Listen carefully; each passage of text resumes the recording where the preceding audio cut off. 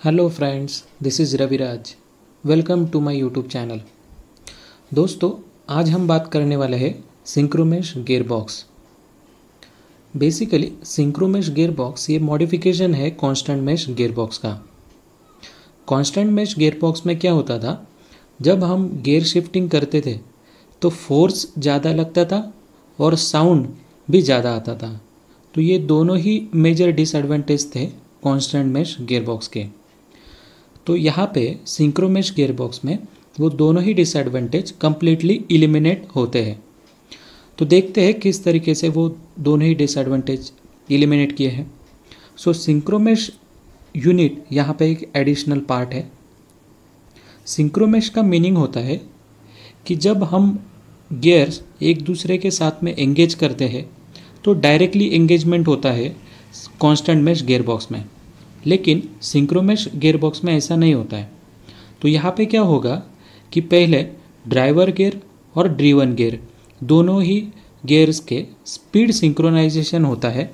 ये driver gear होता है यहाँ पे और ये ड्रीवन होता है। दोनों ही गियर्स के पहले स्पीड सिंक्रोनाइज होता है और उसके बाद में गियर एंगेज होता है। इसकी वजह से क्या होगा, हमको एक स्मूथ ऑपरेशन मिलेगा और नॉइज़ भी कम आएगा।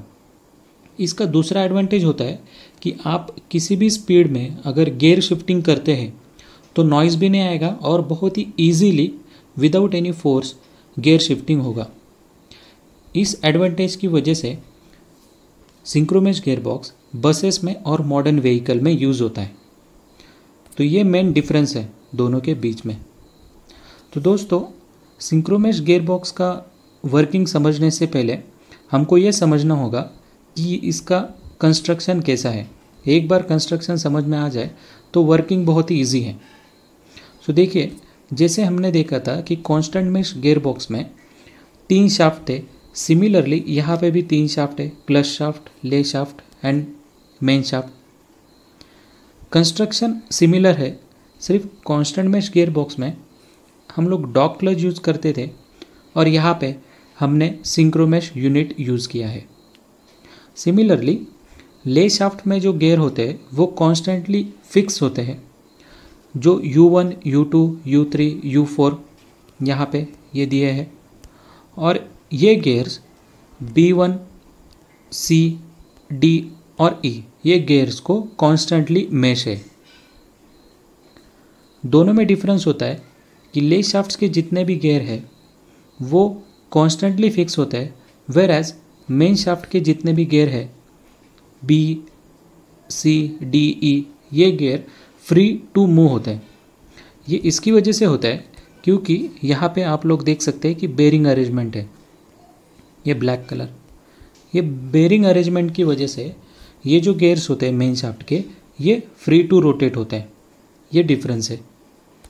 अभी आप देख सकते हैं यहाँ पे डिटेल में हम लोग देखेंगे। यहाँ पे सी हियर, ये जो P1 है और P1 और P2 ये टेपर सरफेस है जो मैंने बताया था कि स्पीड सिंक्रोनाइजेशन होता है, ये उसके लिए काम आता है।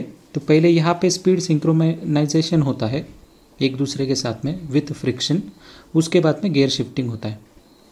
देन यहाँ पे देख सकते हो ये K1, K2, L1, L2 ये होता है गियर टूथ जिसको एक्सटर्नली टूथ किए होते हैं।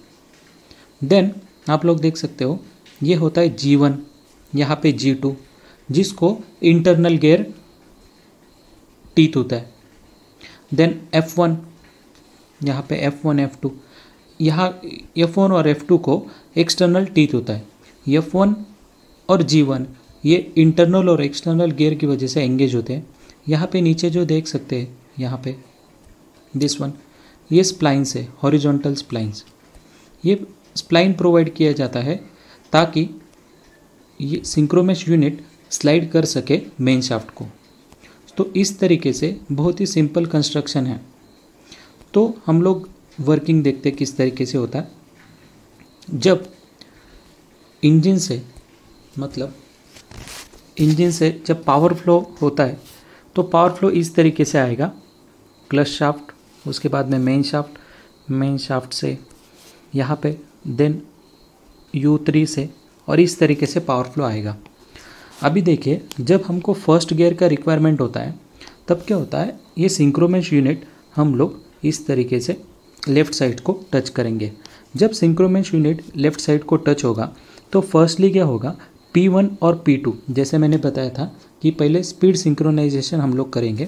तो यहाँ पे देखिए, ये सबसे पहले स्पीड सिंक्रोनाइजेशन होता है।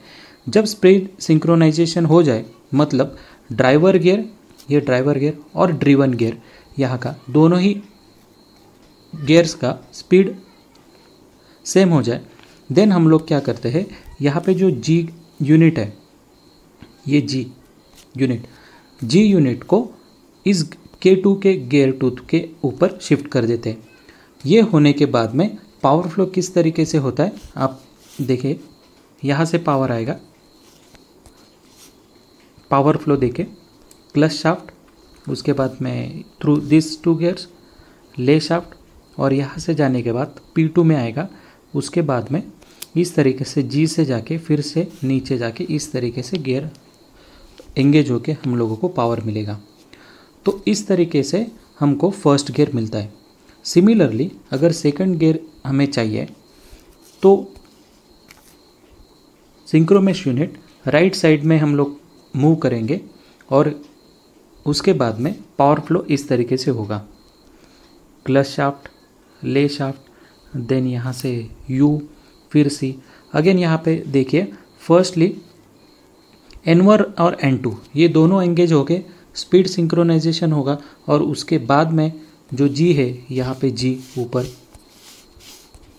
G, फिर ये G इसके साथ में गियर शिफ्ट करेगा एंड देन हमको पावर मिलेगा। तो पावर फ्लो देखिए किस तरीके से रहेगा सेकंड गियर में, इस तरीके से पावर फ्लो मिलेगा सेकंड गियर में, इस तरीके से हम लोगों को पावर फ्लो मिलेगा। पावर फ्लो में मतलब गियर शिफ्ट कैसे होता है, यहाँ पे हम लोग डिटेल में देखेंगे आगे। यहाँ पे जो सिंक्रोमेश यूनिट दिख रहा है, सेम यही यूनिट एक सिंप्लीफाइड डायग्राम में यहाँ पे दिखा है। देखो, ये जो ऊपर वाला पार्ट है ये है G, और यहाँ पे नीचे वाला पार्ट है ये है F, ये F पार्ट है। जब भी गियर एंगेज होता है position,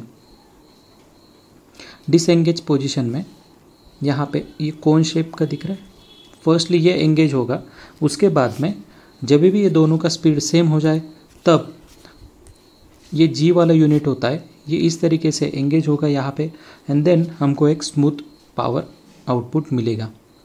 hope this synchromesh gear box आपको समझ में आए। Thank you.